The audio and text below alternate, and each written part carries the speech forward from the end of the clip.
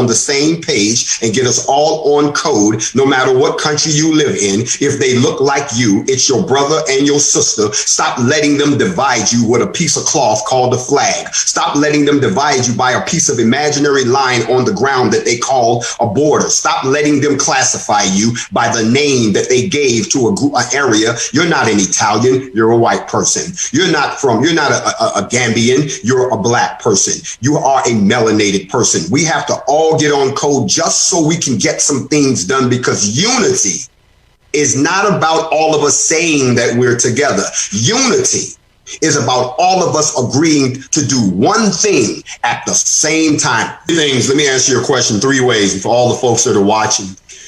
The first part of your question I want to answer is that we collectively have forgotten who our enemies are. We actually walk around like we don't have any enemies, like everybody's just okay with us. And then every once in a while, we have a disagreement. No, there are groups on this planet that have made you their enemy since before you existed, and they haven't stopped. If they have their way, they will commit genocide or enslave every last one of you and live off the spoils. The first problem is you've forgotten that you still have enemies.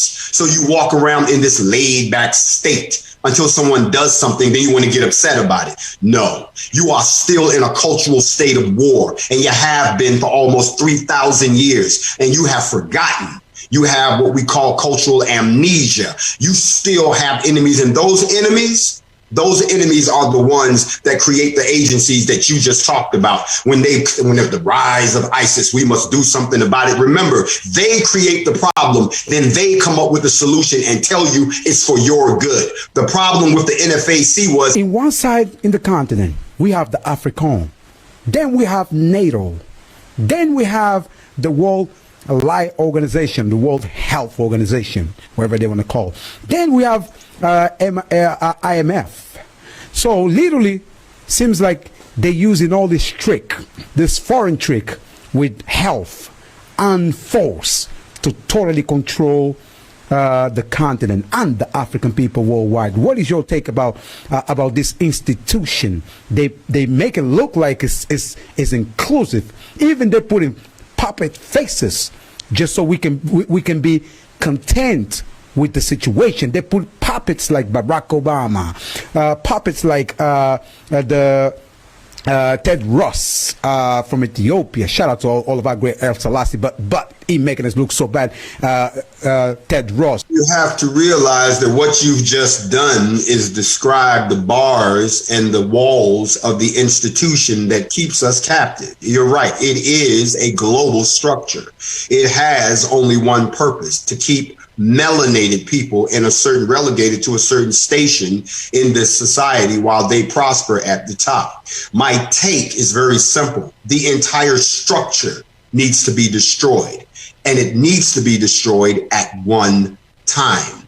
If they're not willing to renegotiate, if they're not willing to let us have a hand in redesigning it, then it must all go away. Whether it be in the United States, which would be state building, or whether it be on another continent like Africa, where land could be granted for us to do this. But the very first part of that, before you want to talk about building a nation, first you have to identify the population that will occupy that nation. Here in the United States, we've got about 50 million descendants of slavery that are already a nation within a nation. You see, we like to call you black, but I'm only use the word black as a unifying code so that we can all get on code so we can get where we need to go. However, you cannot pay reparations to a color. You can't pay restitution to a color. Study reparations, and they're paid to injustices that are done against the citizens of a country, no matter where they are in the world. That's why you have people of the Jewish persuasion that are in the United States who still get checks because of the Holocaust, because that reparations are paid to Germany. And those are the descendants of the people that were exterminated in their Holocaust. In the Black Holocaust, we are demanding reparations. But before we can do that, before we can do any of those things, that demand must come from a nation. And even though there are 50 some odd nations that were set up by other people, in the continent of Africa, the very first thing that we would have to do as a population is to determine what our needs are, what we will need to survive, what will we need to trade, what skill sets do we already have in the house, who are we? The very first step is releasing the chains mentally that have us still chained to our oppressors. Once we break those chains, once we've identified the population, the first step is the filing of a liberation and a declaration of emergency status as an indigenous population. And then you name your nation. And that is the nation that you are now a citizen of. Then you can turn around and put a structure together that can then go have the conversations with these powers to be that we've already talked about, in this case, the United Nations, and demand relief under existing treaties and so forth to assist in this emergency status for the liberation, continued liberation and development of this particular nation. The UN, the United Nations, and all these other agencies that claim that they have these fundings for other people to build their nations. You can take advantage, we can take advantage of those too. And then there becomes the choice of land. Do we get land in the motherland? Do we get land where we are? Where is the land? Now, once we have the land, we now have to be able to prove that we can defend the land. Now we have to be able to show that we have a sizable army that can defend our new nation. Once we've done that, now we have to go into that land and figure out what resources, what are the values, what is the commerce, how will we build out the infrastructure, where is our lighting coming from, where is our power coming from, water, what are our industries that we're going to have in this land, how are we going to sit at the table internationally, and what do we bring to the table? Africa has all the resources in the world. Africa should be sitting at the table and making the rest of the world buy from them. Stop letting people come into the motherland and mine out all of your resources and take those resources back to their country where they make stuff and turn around and sell them to you. This cell phone that I'm on right now, the tablet that you're looking at right now, every piece of electronics that you talk about right now is manufactured with silicon sand. And guess where it comes from? Africa. When you see people running around blinged out with all this ice on that you got to pay an arm and a leg for, guess where it comes from? The diamond mines of Africa. So when Africa decides that it wants to sell what it has to the world and stop letting the world come in and rape and rob them and then turn around and sell back to them what they made off of their own stuff, then they can talk about nation building. But that's the next step. You have to figure out where's your money coming from. Look at what happened with the United Arab Emirates. Those people were not rich people.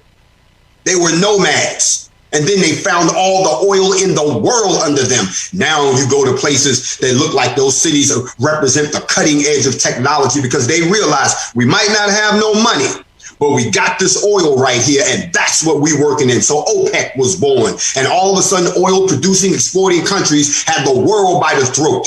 We would have to figure out, when we decide to build our nation, what is our commerce, what is our value? And then comes the most difficult part of all. And I salute all of the chiefs in all of the villages across Africa who hold the real power and make the decisions. I've talked to some of you, so I do know. But what I would have to say to you is then you have to make a very hard decision. The people in the United States, I think at this time, are incapable of making this decision. But if they see it made by somebody else around the world, maybe they'll get on board. You would have to make a collective decision to follow a plan, to follow leadership, and let it lead you to where you want to go. No more of this infighting, no more of this self-hatred, and no more of this tearing each other down, and no more sitting back because you can't profit. We have to rebuild our civilization and make it a congruent structure.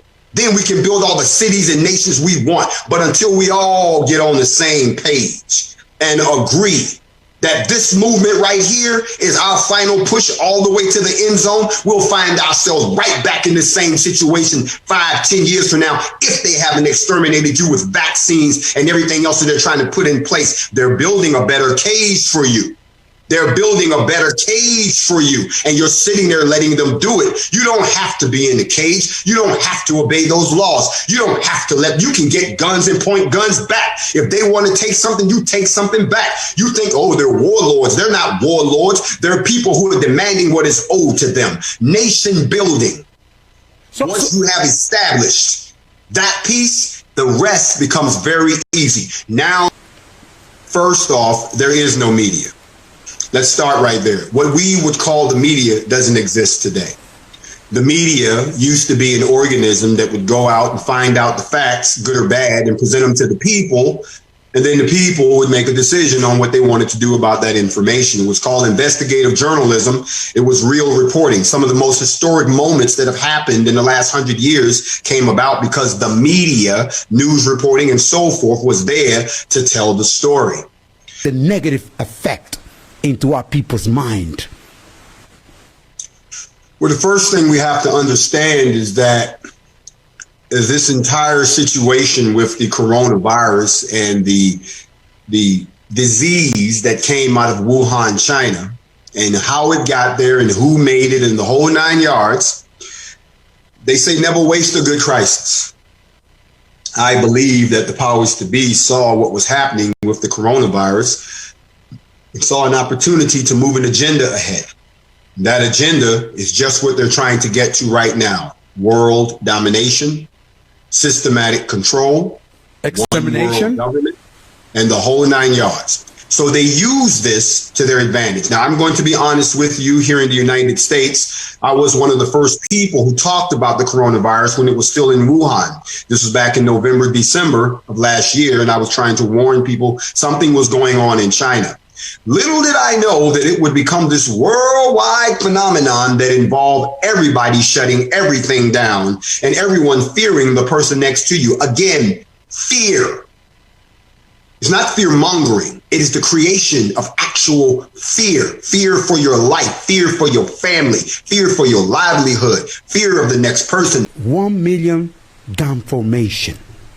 So y'all been promoting 1 million black warriors coming together to show power, to show unity, to show love. Help us to understand what is the main purpose behind this. Why are you so eager to make that happen? Because if it's really happening, it will be something unique. So help us to understand why are you so keep pounding on this black guns, million guns formation? Well, first of all, there is nothing unique about the assembly of a people armed. In this particular society, it would be unprecedented because nothing like that has been done in over 2,000 years because there's been no need for it. The idea is twofold. 1 million legally armed black people in one place. Not only is it an expression of unity, not only is it an expression of power, but it is also a demonstration of the internal population of the ethno-nation. It is a small army that is willing to assemble, if necessary, to defend that particular nation. If 1 million of those people assemble in the United States, I would anticipate that millions more would assemble around the world. And that is a message that will be sent to the elites. That is a message that will be sent to all of the ruling nations. That is a message that would have to be discussed in the Supreme Council of the UN. Because if 1 million here and 1 million there and 1 million there are united, you cannot ignore our demands, because that same million people doesn't just have to stand together on one accord. That 1 million people could be unleashed within that prospective country. Wow. And remember what it is time to the 54 countries in the continent of Africa. It is time to all of my brothers and sisters across the United Kingdom. It is time. Let me say this to all of you. If no one has told you, in this world, I love all of you unconditionally. Whether you hate me or not, I'm going to love you anyway, because you are my blood. You are one of the souls that came out of my origin. So therefore, We have to come together. It is time. This is not the time for petty fighting. This is not the time for doubt. This is the time to study your individual area and for you to come up with an idea. If we were to bring this into fruition, how would you do it? Because this is not something that I can do by myself. This is not something that we can drive from the United States. The alliances must be built. The enemy is watching right now. The enemy is listening right now. The enemy is very much afraid, and you want to be careful of a scared animal because they will attack you. So while we're talking about this unprecedented time that we live in, please understand that I'm ringing the bell and blowing the horn and letting you know, yes, my brothers and sisters, it is time for us to do several things. It is time for us to take back that which is ours. It is time for us to arm ourselves in the best way possible. It is time for us to organize, but most importantly, it is time for us to drop the walls and communicate with each other. There are people in the United States who don't know anything about Africa. They know nothing about except what the white man has told them, and it's all negative. There are people in Africa who know nothing about their brothers and sisters in America. All they know is what they get back from some of their friends who've gone over there. There are people in the UK who don't have a clue about either one of us. See, what we need to do is what we're doing right now before they turn it off. You see, as long as they can use it to take us down and be detrimental, then they will let us have these platforms. But the minute we start building, the minute we start connecting, the minute we redefine our worship, the minute we decide to redefine our wealth, and the minute that we start to pull together, just like you saw today, Instagram got shut down. We have broken the internet again. Why? Because these are the birth pains of unity. Brothers